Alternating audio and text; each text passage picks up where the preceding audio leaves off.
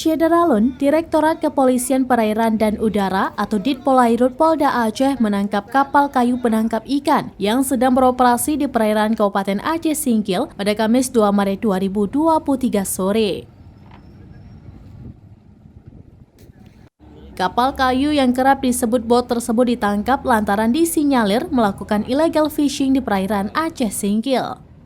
Barang bukti kapal dari tengah laut berhasil dibawa ke tangkahan jembatan tinggi Pulau Sarok Singkil pada Jumat 3 Maret 2023 sore. Belum ada informasi detail terkait kronologis serta pelanggaran yang dilakukan bot yang di bodinya tertulis KM Baru Rezeki. Namun disebut-sebut ditangkap lantaran melakukan pengeboman ikan.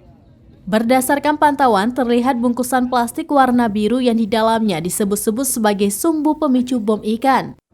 Barang bukti tersebut menguatkan dugaan sementara kapal yang ditangkap lantaran melakukan pengeboman ikan.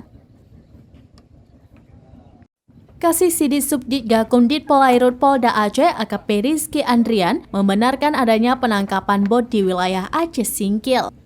Terkait informasi detailnya, Rizky menyatakan akan disampaikan Ditpolairut Polda Aceh.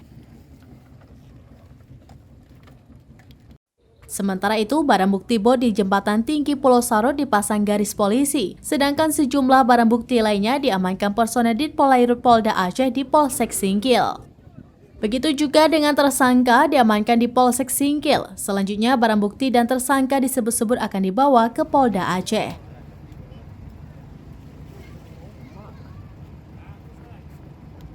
Warga terlihat memadati lokasi bot diamankan. Di sisi lain, warga menyampaikan apresiasi atas penangkapan bot yang melakukan illegal fishing di perairan Aceh Singkil.